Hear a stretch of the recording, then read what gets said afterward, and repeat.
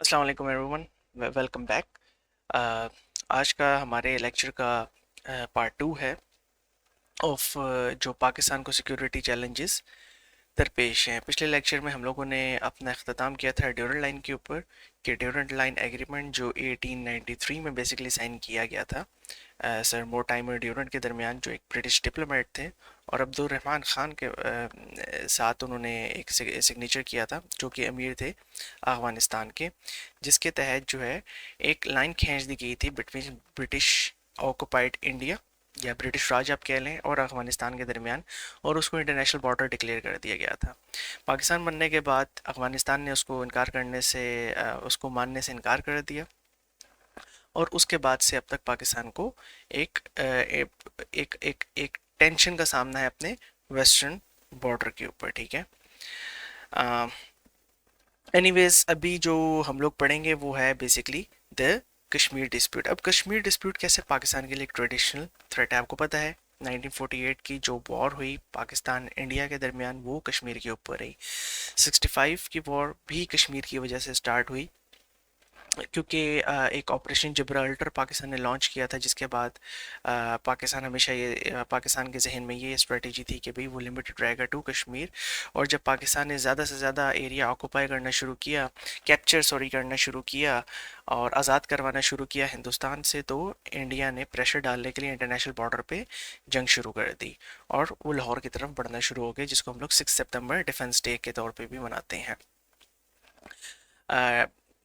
आपको पता है कि 26 अक्टूबर 1947 में महाराजा हरी सिंह ने बेसिकली एक साइन किया इंस्ट्रूमेंट ऑफ एक्सेशन इंडिया के साथ, और उन्होंने ज्वाइन कर लिया इंडिया को, जो कि एक आप अगर देखें एक मुस्लिम मेजॉरिटी एरिया था, और एक मुस्लिम मेजॉरिटी एरिया को मुसलमानों के साथ ही अकॉर्डिंग टू डिवीजन लॉ, जो डिवीजन हुई पाकिस्तान और इंडिया के दरमियान, तो उनको पाकिस्तान को ज्वाइन करना चाहिए था। जैसे जूनागढ़ था, वो वो एक हिंदू मेजोरिटी एरिया था, लेकिन वहाँ का जो रूलर था वो मुसलमान था। जब उसने डिसाइड किया कि वो पाकिस्तान को ज्वाइन करेगा, तो हिंदुस्तान ने उसको कैप्चर कर लिया। तो फाइनली 27 अक्टूबर को जो है इंडियन जो फोर्सेस थी वो बेसिकली लैंड हुई कश्मीर के अंदर, और उन्होंने उसको ऑक्यूपाई कर लिया। उसकी मैं मज़ीद डिटेल्स में नहीं जाऊंगा। यहाँ से हमारा एक कश्मीर डिस्प्यूट शुरू हुआ और आज तक ये चलता आ रहा है। वहाँ पर हमारी सियाचिन की लड़ाई हुई, कारगिल वॉर हमारी हुई, और अपना आप देखें कि रिसेंटली जो ये 2019 5 अगस्त 2019 में इंडिया ने जो एब्रोगेट कर दिया आर्टिकल 370-35A को, ये सब कुछ कश्मीर के अंदर ही हुआ, जिससे कश्मीर का जो स्पेशल स्टेटस उसको दिया गया था, जो उसको एक ऑटोनॉमी दी गई थी, वो हिंदुस्तान ने ख़त्म कर दी। तो ये कश्मीर का डिस्प्यूट एक पाकिस्तान और इंडिया के दरमियान और स्पेशली पाकिस्तान के लिए एक ट्रेडिशनल चैलेंज है, एक मिलिट्री थ्रेट है, कांस्टेंट मिलिट्री थ्रेट है, जिसकी वजह से हम लोगों ने अपनी मिलिट्री का बजट इतना ज़्यादा रखा हुआ है, और हम लोग एक सिक्योरिटी हासिल करने के लिए हर वक्त अपनी फ़ौज को उधर कश्मीर के अंदर लगा कर रखते हैं। Then we have the water dispute. हमें पता है कि भाई पाकिस्तान और इंडिया के दरमियान एक वाटर डिस्प्यूट है, क्योंकि पाकिस्तान के जो दरिया हैं वो कश्मीर से आते हैं, और हिंदुस्तान ने इल्लीगली उन दरियाओं के ऊपर डैम्स बनाना शुरू कर दिए हैं। जो इंडस वाटर ट्रीटी साइन हुई थी 19 सितंबर 1960 में, जिसने 3 रिवर जो ईस्टर्न रिवर्स थे, रावी, ब्यास और सतलज, वो हिंदुस्तान को दे दिए थे, और पाकिस्तान के पास जो है ट्रीटी के तहत झेलम, चेनाब और इंडस रिवर्स आए थे। ठीक है।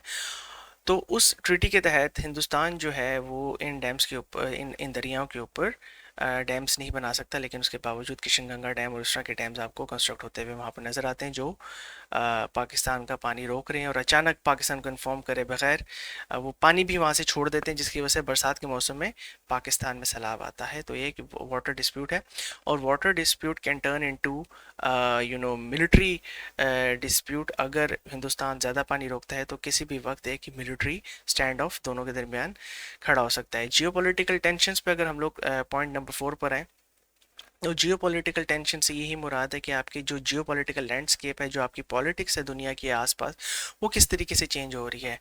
आजकल आपको पता है इसराइल गज़ा के दरमियान एक जंग चल रही है। इसराइल वहाँ पर बमबारी कर रहा है, फ़लस्तीनियों को शहीद कर रहा है। और इसी तरह लेबनान के साथ भी उसकी लड़ाई चल रही है। ईरान और इसराइल के दरमियान स्किरमिशेस हो रहे हैं, एक्सचेंज ऑफ मिसाइल्स हो रहे हैं, एयर स्ट्राइक्स कर रहा है इसराइल ईरान में जाकर, और ईरान जो है मिसाइल फायर कर रहा है। तो एक जियो पॉलिटिकल टेंशन है पूरी दुनिया के अंदर। तो वो जियो पॉलिटिकल टेंशन को पाकिस्तान किस तरीके से लेकर चलता है, किस तरीके से वो परस्यू करता है, it can become a traditional challenge as well, and it can become a traditional security as well. ठीक है, कि अगर हम लोग एक पॉजिटिव तरीके से उसको लेके चलते हैं और हम लोग उस जंग के अंदर नहीं पड़ते, तो it will be a security. अगर वो जंग छिड़ जाती है और पाकिस्तान का पार्ट बन जाए, तो it is going to become a traditional challenge. इसी तरह आप इंसर्जेंसी देखें, आ, जैसे कि मैंने टेररिज्म का नॉन ट्रेडिशनल चैलेंजेस में जिक्र किया हुआ है, तो इंसर्जेंसी भी इसी तरह ट्रेडिशनल एंड नॉन ट्रेडिशनल दोनों में फॉल करती है। बट उसको पैराडाइम, टेररिज्म एंड इंसर्जेंसी दोनों, मतलब उसके पैराडाइम को समझना बड़ा ज़रूरी है। इंसर्जेंसी थोड़ी सी टेररिज्म से डिफरेंट होती है, क्योंकि इंसर्जेंसी इज़ मोर ऑर्गेनाइज्ड। मैं उसकी अगेन डिटेल्स में नहीं जा रहा हूँ, ठीक है, but they overlap as well. अगर एक जगह टेररिस्ट अटैक हुआ है, एक सुसाइड बॉम्बिंग हो जाती है जिसमें आपके 20-30 लोग मारे जाते हैं, सिविलियंस मारे जाते हैं, तो वो एक नॉन ट्रेडिशनल सिक्योरिटी चैलेंज है। ठीक है, क्यों? क्योंकि वो एक इलाके में हुआ, लेकिन एक मिलिट्री थ्रेट उस टेररिज्म ने पोज नहीं किया, लेकिन इंस्टेबिलिटी ज़रूर पोज कर दी, एक पॉलिटिकल चैलेंज उसने पोज कर दिया, आपकी जो स्टेट की गवर्निंग कैपेसिटी उसको चैलेंज कर दिया। लेकिन जब 1500 या 2000 या 500 टेररिस्ट किसी एरिया को ऑक्यूपाई कर लेंगे, ठीक है, या उस एक अब वहाँ की एक कोई फ्रीडम मूवमेंट चला देंगे और आपको एक मिलिट्री थ्रेट वो पोज करना शुरू कर देंगे, और एक ऑक्यूपाई को, एक जगह को ऑक्यूपाई कर लेंगे और एक इंसर्जेंसी लॉन्च कर देंगे, वहाँ पर स्टेट की रिट को चैलेंज करना शुरू कर देंगे, तो it is going to become a traditional challenge. ठीक है, अब नॉन ट्रेडिशनल में सबसे बड़ा चैलेंज जो है दुनिया में, पूरी दुनिया में एक चैलेंज है, और पाकिस्तान को भी चैलेंज है, वो क्लाइमेट चेंज का। ठीक है, आपको पता है कि पाकिस्तान के अंदर अब कोल पावर प्लांट्स लगे हुए हैं। आपको पता है पाकिस्तान अभी एक under developed to developing country है, इन दोनों के लाइन दरमियान में एक ग्रे जोन में वो फॉल करता है। Pakistan is the actually among the countries जो लीस्ट प्रोड्यूसर्स हैं ग्रीन हाउस गैसेस के, लेकिन Pakistan is the 8th most affected country due to global warming. ठीक है, तो ये आपके लिए एक बहुत बड़ा चैलेंज है। ठीक है, इसी तरह एनर्जी क्राइसिस, पाकिस्तान के अंदर एनर्जी क्राइसिस है। हम लोग जो है बेसिकली, बजाय कि हम लोग रिन्यूएबल की तरफ मूव करें, हम लोग अभी तक नॉन रिन्यूएबल के ऊपर डिपेंडेंट हैं। ठीक है, हम लोग नॉन रिन्यूएबल के ऊपर डिपेंडेंट हैं।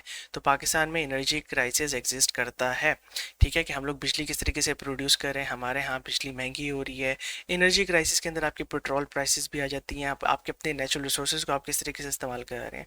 तो Pakistan, to be secure from this type of non traditional challenge, आपको अगर इसमें नॉन ट्रेडिशनल सिक्योरिटी चाहिए, तो Pakistan will have to move towards renewable sources of energy, green energy की तरफ जाने की ज़रूरत है, ताकि क्लाइमेट चेंज का इम्पैक्ट भी पाकिस्तान के ऊपर कम हो और पाकिस्तान मज़ीद नीचे आए in in in global green house gases producer. फिर टेररिज्म मैं ऑलरेडी आपको एक्सप्लेन कर चुका हूँ। ठीक है, कि ये हाइब्रिड थ्रेट में आता है और इसकी इंटेंसिटी डिफाइन करेगी कि ये नॉन ट्रेडिशनल है या ट्रेडिशनल। टेररिज्म एक इंसिडेंट किसी एरिया में हुआ तो वो नॉन ट्रेडिशनल होगा, क्योंकि वो आपकी गवर्निंग कैपेसिटी को चैलेंज कर रहा है।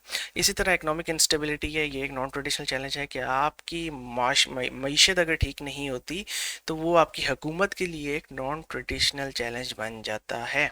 आपकी वो इंस्टीट्यूशनल कैपेसिटी को, वो आपकी गवर्निंग कैपेसिटी को चैलेंज कर रहा होता है। इसी तरह इन्फेक्शियस डिजीजेज है, जिस तरीके से कोविड-19 आया। ठीक है, आपको पता है कि किस तरीके से पाकिस्तान की गवर्निंग कैपेसिटी लिमिट कर दी गई, कि लिमिट हो गई, और पूरी दुनिया में आपको ये क्राइसिस फेस करना पड़ा, पूरी दुनिया को ये क्राइसिस फेस करना पड़ा। रेफ्यूजी क्राइसिस, अफगान जिहाद हुई, उसके बाद से एक बहुत बड़ा इन्फ्लक्स जो है पाकिस्तान के अंदर माइग्रेट करके आया अफगानियों का। और उसके बाद से आज तक पाकिस्तान को रेफ्यूजी क्राइसिस फेस करने पड़ रहे हैं। बहुत से लोग रजिस्टर्ड नहीं हैं, और अगर कोई रेफ्यूजीज़ की तरफ से कोई पाकिस्तान में कोई क्राइम किया कमिट किया जाता है, कोई टेररिज्म का एक्ट किया जाता है, या वो यहाँ से मूव ऑन करके तालिबान या किसी और को ज्वाइन कर लेते हैं, तो पाकिस्तान के पास उनका रिकॉर्ड नहीं मौजूद होता क्योंकि वो रजिस्टर्ड नहीं है। फिर finally we have political instability. हमारी ऑपोजिशन, जो भी ऑपोजिशन में होता है, हमेशा गवर्नमेंट को वो चैलेंज करने की कोशिश करता है, जिसकी वजह से पाकिस्तान में पॉलिटिकल इंस्टेबिलिटी होती है, और आपकी मुल्क को चलाने की सलाहियत, आपको मुल्क को गवर्न करने की, स्टीयर करने की, एक ड्राइव करने की सलाहियत जो है वो कम हो जाती है। तो फाइनली आप लोग अगर होलिस्टिक एक अप्रोच देखें टू सिक्योरिटी की, यानी कि हम लोग किस तरीके से मतलब एक वे फॉरवर्ड क्या है, तो हम लोगों को सबसे पहले ये अडॉप्ट करने की ज़रूरत है कि हम लोगों को काइनेटिक एंड नॉन काइनेटिक, एक मिलिट्री एंड नॉन मिलिट्री, सारी अप्रोचेस को साथ लेके चलना है। ठीक है, एक इंटीग्रेटेड हम लोगों को स्ट्रेटजीज बनाने की ज़रूरत है हर टाइप को चैलेंज फेस करने के। देखें, क्लाइमेट चैलेंज की, क्लाइमेट मिसाल के तौर पे क्लाइमेट चेंज की वजह से आपको डिज़ास्टर्स भी फेस करने पड़ते हैं, आपको हैज़र्ड्स भी फेस करने पड़ते हैं। ठीक है, और हैज़र्ड्स को कंट्रोल ना किया जाए तो वो डिज़ास्टर्स में कन्वर्ट हो जाते हैं।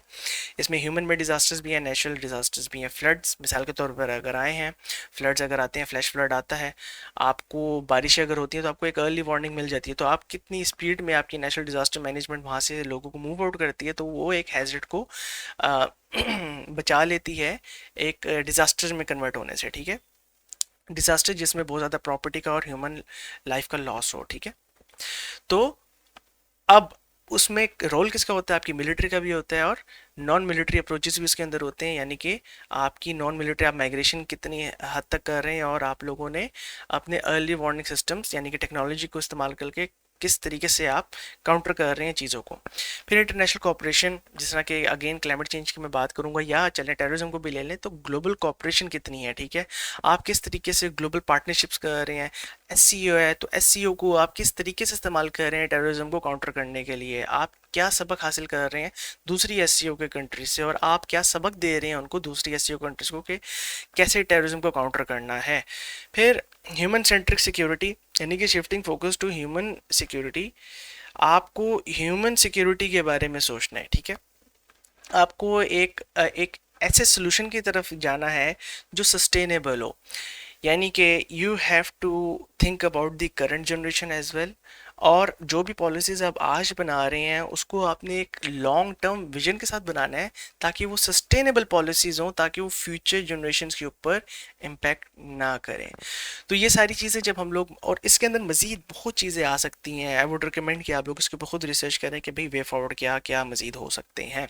अगर आप हर एक पॉइंट को देखें तो हर एक पॉइंट का, जो मैंने आपको ट्रेडिशनल नॉन ट्रेडिशनल पढ़ाया है, एक डिफरेंट उसकी अप्रोच बन सकती है to a solution, to a security, to achieving security. ठीक है, तो आज का हमारा लेक्चर जो है पार्ट 2 वो ख़त्म होता है, और आई वुड अगेन रिकमेंड कि अगर आप लोगों को कोई भी नॉलेज मिला है तो चैनल को ज़रूर सब्सक्राइब करें, इसको लाइक करें, और प्लीज़ इसको शेयर करें उन लोगों के साथ जो गरीब हैं। मैं बार बार एक बात आप लोगों को कह रहा हूँ, ताकि वो लोग भी अपने आप को एजुकेट कर सकें, क्योंकि बहुत से लोग हमारे पाकिस्तान में अच्छी एजुकेशन नहीं हासिल कर सकते, सिर्फ इसलिए क्योंकि वो यूनिवर्सिटीज़ की, वो कॉलेजेस की, वो स्कूल्स की अच्छी फीसिस अफोर्ड नहीं कर सकते। ठीक है, तो हम लोगों ने उनको भी एजुकेट करना है।